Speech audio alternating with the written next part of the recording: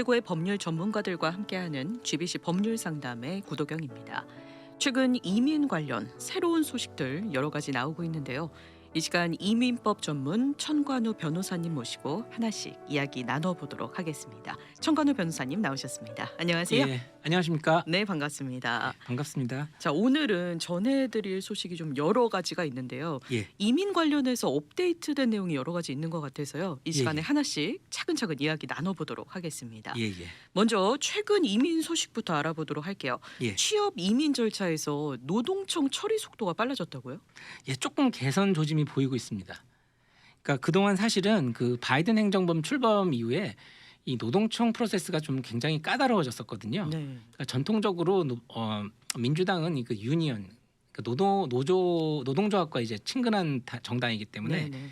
이 노동청에서 하는 프로세스 자체가 좀 외국인을 쓰는 걸 꺼리는 경향이 좀 있지 않습니까? 그래서 좀 노동청 심사가 까다로워지고 그리고 이제 각각 걸리는 이제 처리 속도가 굉장히 길었는데 네. 최근에 이제 조금씩 개선의 기미가 보이고 있습니다.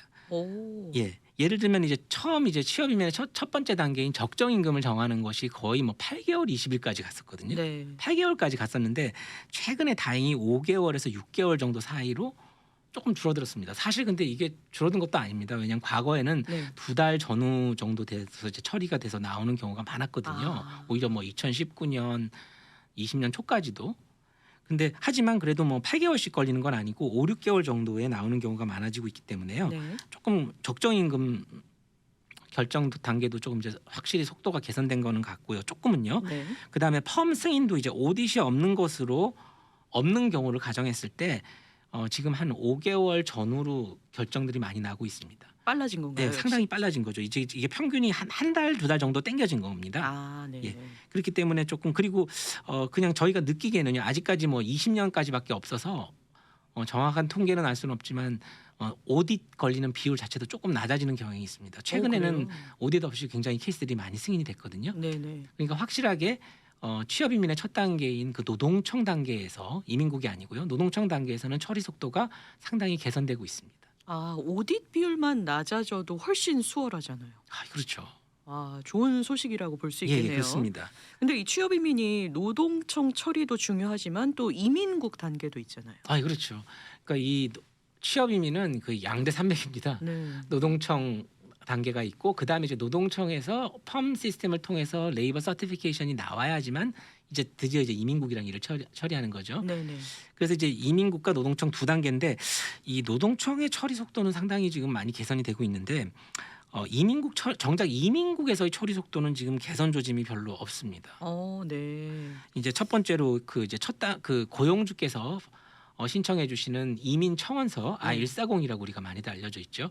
이 청원서 같은 경우는 지금 프리미엄 서비스를 하지 않은 경우 이제 대표적으로 이제 이 청원서들이 접수되는 곳이 네브라스카하고 텍사스인데 네. 네브라스카는 이제 고용주 회사가 캘리포니아주에 위치하고 계신 경우에는 대부분 다 네브라스카로 갑니다. 네네. 지금 급행이 아닌 경우에 11개월에서 15개월 정도가 소요되는 걸로 현재 나오고 있고요. 네. 그다음에 이제 텍사스 서비스 센터의 경우는 이거보다 더 길어서 10.5개월에서 26개월까지 소요되고 와. 있습니다. 프리미엄을 함으로 일을 처리하지 않으시는 경우에는요. 네네. 사실은 2019년 말하고 2020년 초까지만 하더라도 프리미엄 서비스를 하지 않으시더라도 4개월 미만으로 굉장히 케이스들이 많이 승인이 됐었던 걸로 비추어 볼 때 지금 처리 기간이 너무 길어지고 있습니다. 특별히 이제 청원서만 봤을 때는요. I-140이요. 네네. 그리고 그다음에 이제 그 청원서에 이어서 이제 그 청원서를 바탕으로 해서 우리가 이제 신청하는 I-485라는 영주권 자체 처리 기간도 별로 이렇게 크게 짧아질 조짐이 사실 보이지 않고 있습니다. 네.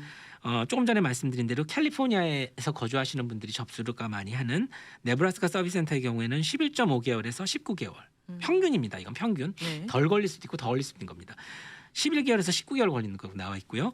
그다음에 텍사스 서비스 센터의 경우에도 19개월에서 45개월까지 와. 소요되는 것으로 나오고 있습니다. 정말 기네요. 예. 근데 이제 뭐 이렇게 평균치만 얘기한 거고요. 네. 실제적으로는 저희 사무실 같은 경우에도 1년 미만으로 사실 나온 경우도 있습니다. 영주권이요. 그러니까 네네. 이게 모든 게 다 그냥 대충 경향성이라는 것이지 네. 이게 정말 요만큼 걸려야 되는 건 아닙니다. 하지만 전반적으로 아직까지 처리 기간이 상당히 길게 나와 있는 것이 맞는 것 같습니다. 네. 그리고 이제 근데 너무 또 이제 비관적인 소식만 전해드린 것 같은데 그래도 조금 이제 이민국에서 희망적인 것은요. 2017년부터 이제 그 취업 이민이 그 맨데토리로 모든 취업 이민이 영주권 인터뷰를 하게 돼 있지 않았습니까? 네. 근데 최근에 모든 케이스 상당 부분 모든 대부분의 케이스들은 다 영주권 인터뷰 없이 승인이 되는 경우는 취업 이민은 다 영주권을 받고 계세요. 오, 좋은 소식이네요. 인터뷰가 없습니다. 최근에는요. 저희 사무실에서 받은 경우는요. 그러면 아까 노동청에서도 오딧 비율이 낮아지고 있다고 네. 하셨잖아요. 근데 이 이민국에서도 인터뷰 비율이 거의 없는 거라고 볼 수 그렇죠. 있는 거죠. 전수 인터뷰로 바뀌었었거든요. 네네네. 전수 인터뷰로 됐었는데 최근에는 인터뷰 없이 그냥 영주권들이 다 나오고 있어요. 이건 좀 희망적인 소식이죠. 네, 맞습니다. 예. 자, 이렇게 취업 이민 소식 알아봤고요. 이번에는 종교 이민 관련해서도 새로운 소식 있다고요? 아, 예, 맞습니다. 뭐 새로운 소식이 아니고요. 네. 그냥 일반적인 그 경향인데 이 종교 이민은 I-360이라는 청원서를 종교기관이 제출하고 그다음에 그 청원서가 승인이 난 이후에만 I-480라는 영주권을 신청하실 수가 있는데요. 네. 지금 그 그러니까 청원서 처리 기간, I-360 청원서 처리 기간이 얼마나 걸리냐가 영주권이 얼마나 목사님들이 빨리 받으실 수 있는지 그게 가늠하는 척도인데 네. 이 케이스가 사실은 거의 6개월 미만 정도, 그러니까 2019년까지는 거의 항상 뭐 6개월 미만이고 뭐 저희 사무실 같은 데는 2개월에서 4개월 만에 받으신 경우도 많이 있었거든요. 네네. 그랬는데 이제 2020년 그 코로나를 타면서 이제 중간 기간에서 하면서 이제 조금씩 길어져서 2020년 초반에 봄에 나온 케이스가 이제 9개월 정도 걸린 케이스가 있었고요. 네. 그러고 나서 갑자기 확 늘어나서 지금 뭐 2년 가까이 쫙 늘어나고 있는데 여전히 그 상태가 2년 이상 소요되는 그런 상태가 지금 여전히 계속되고 있습니다. 청원서 승인 단계만 2년 이상이 I-360이라는 청원서 승인 단계만. 그러니까 청원서가 승인이 되어야지만 I-485를 접수하실 수가 있는데 네. 이게 너무 오래 길어지는 거죠. 종교 이민이 요즘에 좀 상황이 좋지가 않네요. 예, 그렇습니다. 뭐 작년 초반부터 좀 알비자하고 그다음 종교 이민 처리가 좀 길어지기도 하고 더 까다로워지는 경향성이 좀 포착되고 있습니다. 네. 그리고 실사도 계속 진행되고 있다고요? 예, 맞습니다. 뭐 트럼프 대통령 시대도 그랬고 지금도 그렇고 거의 뭐 변함없이 특히 주의할 것이 사후 실사입니다. 사후 실사. 네. 그러니까 교회가 일단은 종교 기관으로서 존재하고 있는지를 보는 실사가 있고요. 이 실사를 그러니까 오바마 대통령 때부터 시작된 거죠. 네. 전수 실사를 통해서 종교 기관이 존재하고 있다는 것이 확인이 돼야지만 승인을 받을 수 있어요. 그래서 한 번은 받았다고 체크가 되어 있어야지만 급행 신청도 하실 수 있고 네. 케이스가 승인이 날 수 있는데 그런 이제 사전 실사가 있고 네. 영주권을 승인을 해준 그러니까 종교 비자를 승인을 해준 다음에 목사님이 사역을 하고 계신지 와서 보는 사후 실사가 있는데 사후 실사가 지금 계속 나오고 있습니다. 예, 그렇기 때문에 교회에서는 이제 목사님들이 준비하셔야 될 것은 네. 내가 어떤 잡 타이틀로 예를 내가 성인 사역자인지 청소년 사역자인지 네. 뭐 아니면은 뭐 이제 노인 사역인지 정확하게 내가 그 종교 기관에서 사역을 하시는 데 있어서 이 잡 타이틀을 명확하게 숙지하고 계셔야 되고 그리고 그다음에 청원서나 또는 이제 지원서에 넣었던 나의 그 잡 타이틀과 관련된 것 그리고 잡 디스크립션 사역 내용에 대해서 숙지하고 계시는 게 굉장히 중요하고요. 네. 그리고 이제 교회 내에서는 그 목사님에 대한 급여 기록 같은 것들을 아. 이렇게 잘 비치해 두시는 거 그런 게 굉장히 중요할 것 같습니다. 그리고 또 실사를 보통 이제 하려면은 그 교회의 사인 같은 게 명확하게 안 돼 있는 경우는 이제 종교기관이 없다 이렇게 판단할 수도 있기 때문에 네네. 그 교회의 사인이나 예배 시간 같은 걸 정확하게 잘 이렇게 교회 바깥에다가 표시를 해두시는 것도 중요할 것 같습니다. 그러니까 사후 실사가 나올 수 있다는 걸 감안하고 좀 철저하게 자료를 미리미리 준비해 예, 예. 두셔야겠네요. 그래서 제가 방금 말씀드린 걸 이제 잘 준비하셔야 될 것 같아요. 네. 자, 또 최근 이민 소식 어떤 것이 있을까요? 네, 네. 뭐 조금 전에 아까 뭐 취업 이민 같은 경우는 뭐 처리 속도가 영주권 처리 속도가 이제 너무 길어지고 있다고 그랬는데 좀 네. 반가운 것은 그 시민권자의 직계 가족 있지 않습니까? 네. 예를 들면은 시민권자의 부모 또는 시민권자의 배우자 네. 또는 시민권자의 미성년 자녀 같은 케이스의 경우는 트럼프 대통령 때도 굉장히 빨랐어요. 사실 네, 처리 네. 그때부터 그때부터 그 경향이 그대로 이어지고 있습니다. 네. 그래서 여전히 빨리 됐고요. 나오고 있고 오늘 같은 경우도 한 4개월 정도에 받으셨어요. 오, 시민권자 빠르네요. 배우자 네. 경우. 그러니까 지금 이제 직계 가족의 영주권 신청서 시민권자의 직계 가족 그건 여전히 굉장히 처리 속도가 빠른 거 신속하게 처리되고 있다는 것 좋은 소식이고 네. 그다음에 시민권 처리 속도도 굉장히 빠릅니다. 네네. 예, 보통 지금 보니까 이번 주에 인터뷰 잡히신 분 같은 경우도 4개월 정도에 잡히셨어요. 오. 그러니까 많은 경우 이제 그렇게 4개월 전후로 잡히는. 근데 여전히 근데 뭐 1년 가시는 분도 있습니다. 네. 뭐 신원 조회가 있을 수도 있고 케이스 바이 케이스이기 때문에. 그렇죠. 근데 상당히 처리 속도가 빠릅니다.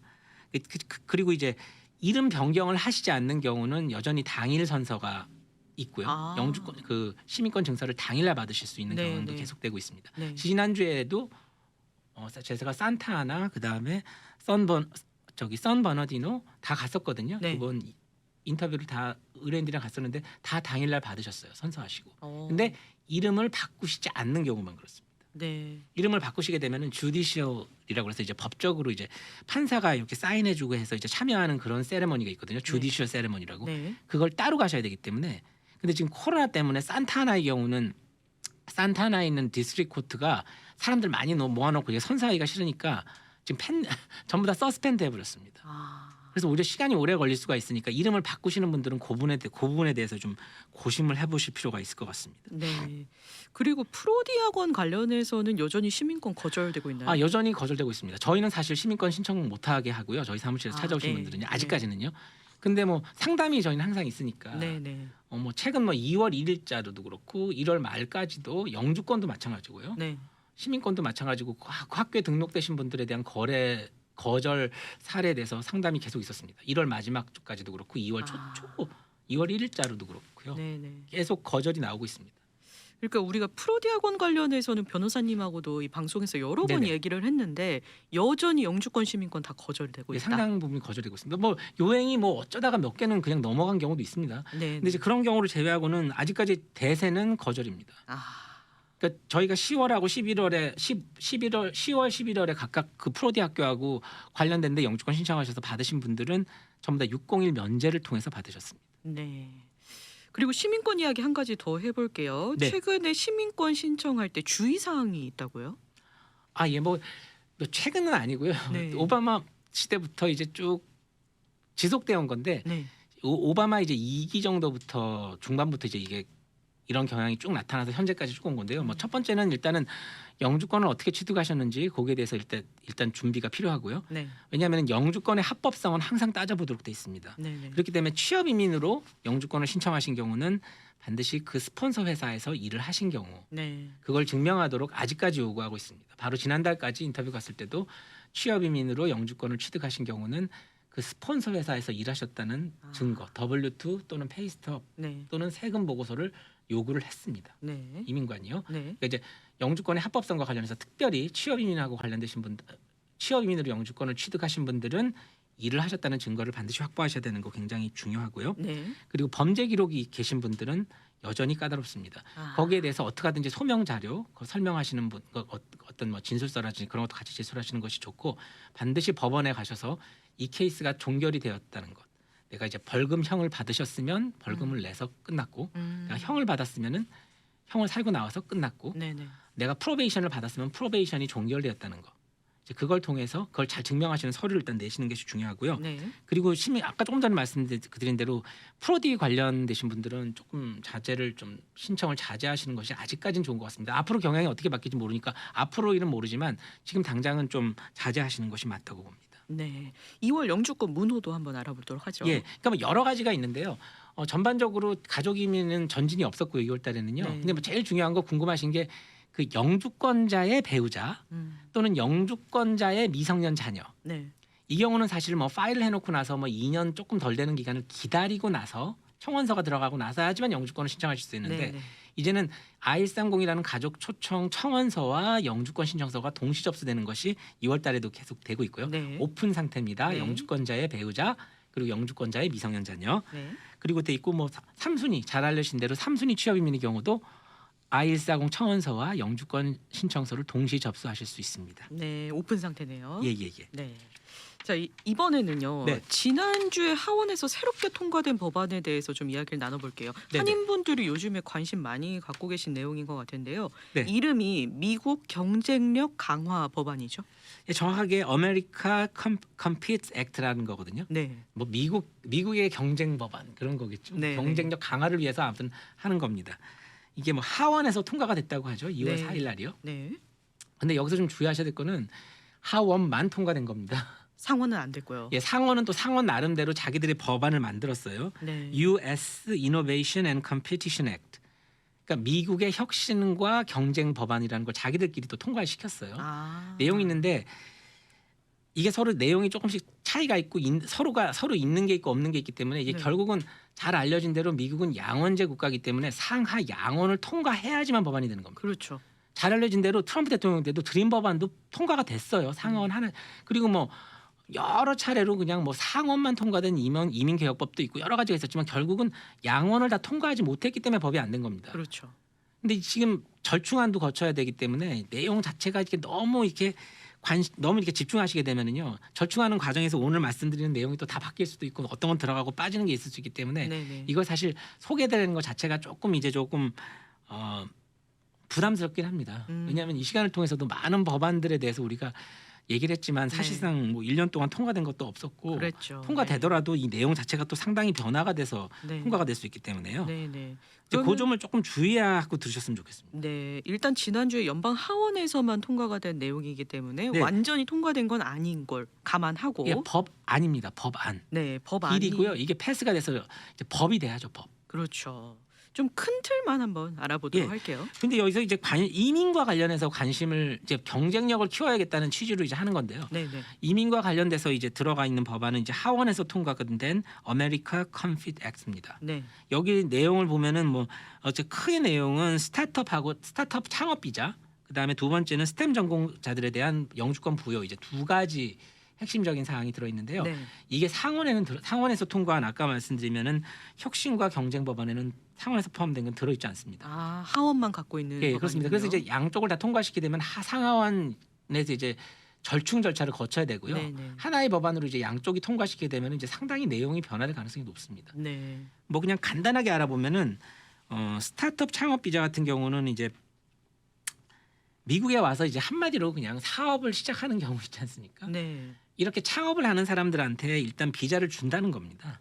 음. 그리고 이제 그 사람들한테 비자를 주고 또 그 사람이 만든 회사에 와서 일할 분들한테도 주고요. 아, 네. 그리고 또 같이 따라 이제 그 비자를 받으시는 분의 배우자 또는 미성년 자녀들한테까지도 비자를 주는 거겠죠, 당연히. 네네. 뭐 H1B 비자로 치면 H4 같은 거고 네. E2로 보면은 E2 인플로이 비자 같은 겁니다. 아, E2 비자랑 뭔가 느낌은 비슷한 것 비슷하죠. 같은데요. 그러니까 뭐 그냥 제 첫 번째 느낌은 막 H1B하고 E2 비자를 그냥 뭐 이렇게 섞어놓은 것 같은 좀 아. 형태의 비자인데요. 뭐 네. 앞으로 지켜볼 일입니다. 뭐 이게 어떻게 통과되든 안 되든 그거는 정확하게는 알 수는 없고요. 네네. 뭐 그냥 걔네 그 나와 있는 안을 보면은 다 굉장히 H4 비자하고 그리고 E2 비자하고 흡사한 게 네. 배우자들에게 워킹 퍼밋을 줍니다. 아. E2도 그렇고 H4도 그렇고 H1B 비자도 배우자들한테 주거든요. 네네.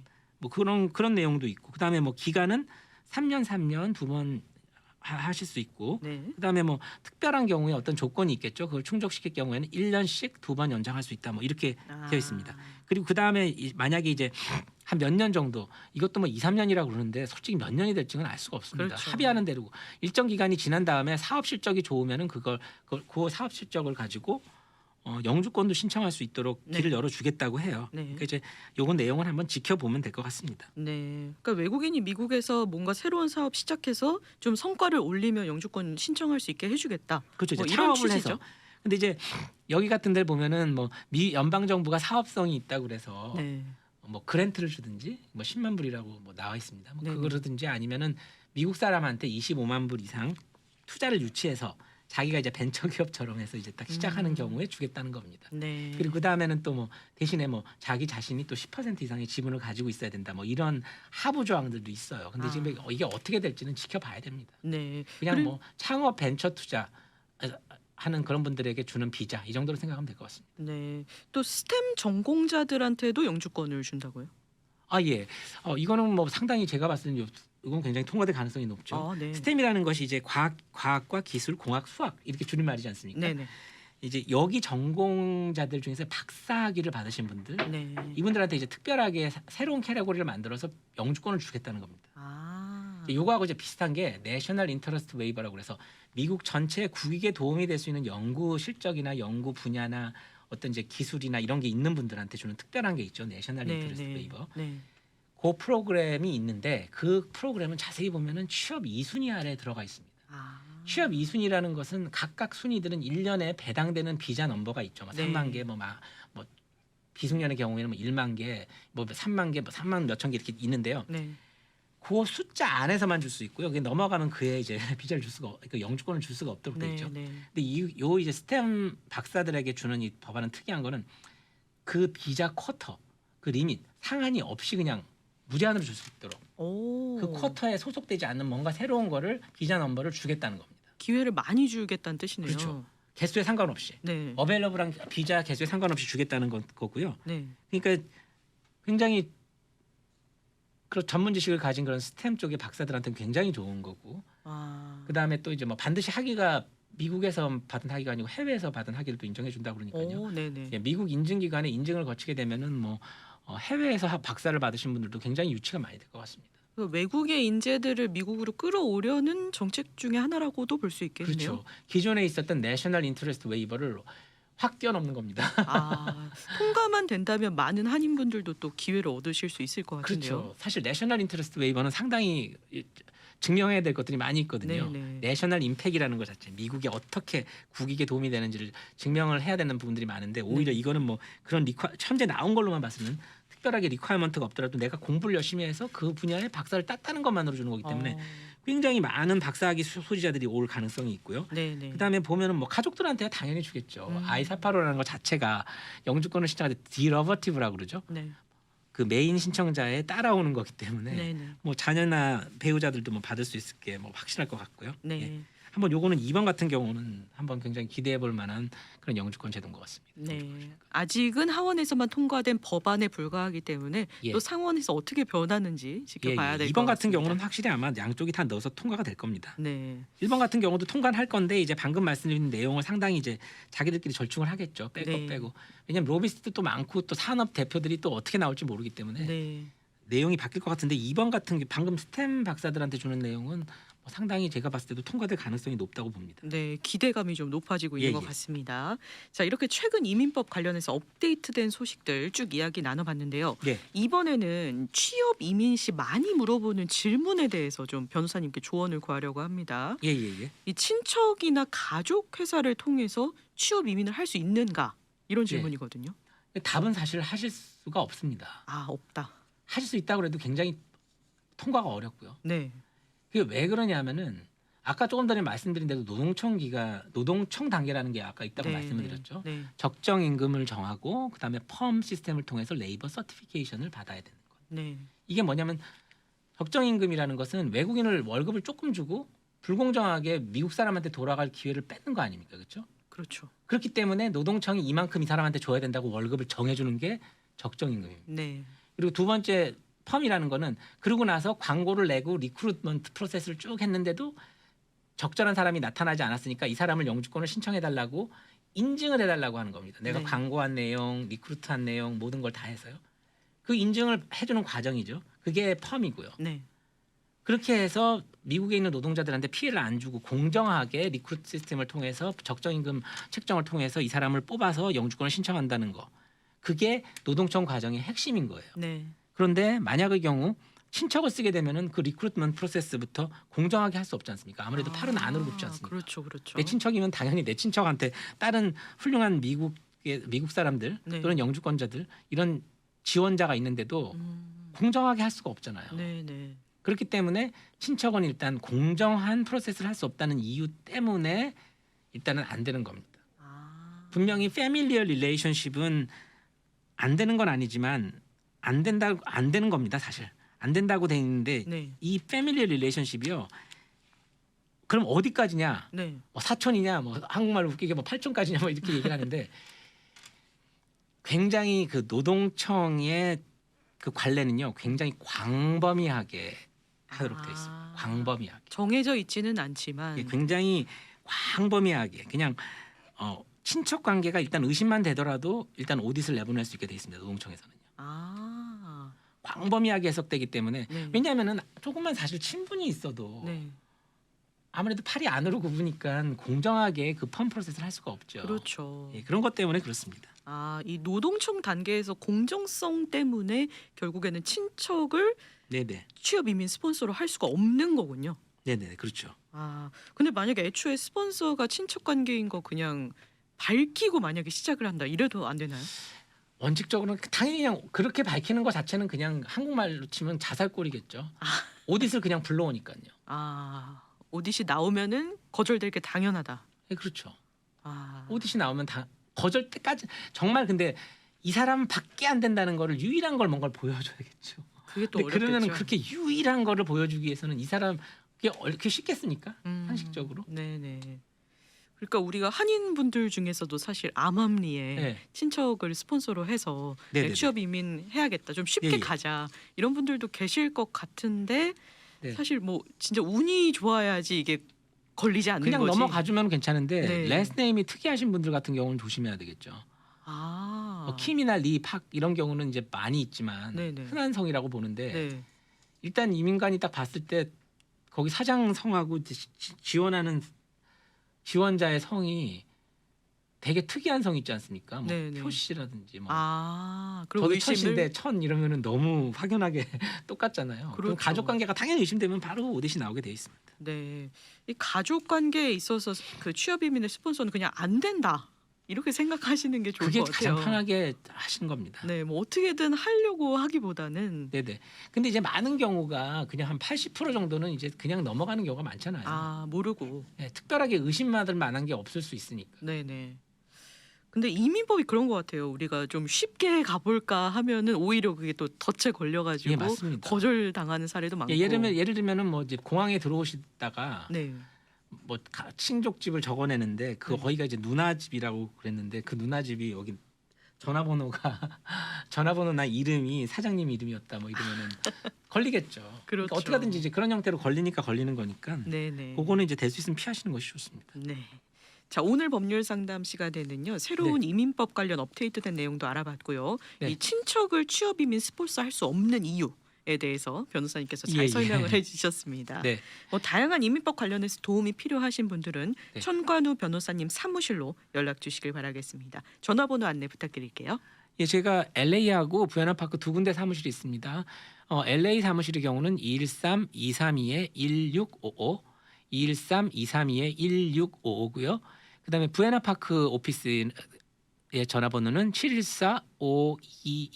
714-522-5220, 714-522-5220입니다. 네, LA와 오렌지 카운티 부에나파크 사무실 두 사무실 다 있으시니까요. 편하신 사무실로 연락을 주셔서 도움 얻으셨으면 좋겠습니다. 아, 예. 그리고 제가 한 가지 첨언을 하면은요. 네. 그 3월 첫 주부터 그 H1B하고 관련해서 전자 접수 그 고용주 분들의 전자 접수가 있거든요. 네네. 이 전자 접수는 그 이제 전자 접수하신 분들을 추첨을 통해서 뽑기를 하기 위해서 하는 전자 접수입니다. 네. 그러니까 이제 3월 첫 주부터 이제 접수를 하게 돼 있으니까요. 그분 이제 유의하셔서 네. 고용주께서 꼭 잊지 않고 그 전자 접수 추첨을 위한 전자 접수를 하실 수 있도록 꼭 공고드립니다. 네, 3월 첫 주부터 시작이니까 네네. 조만간이네요. 예, 그렇습니다. 네, 꼭 알고 계시고요. 자, 오늘도 함께해 주신 이민법 전문 천관우 변호사님 감사하고요. 저희는 다음번 이 시간에 또 만나 뵙도록 하겠습니다. 고맙습니다. 예, 감사합니다.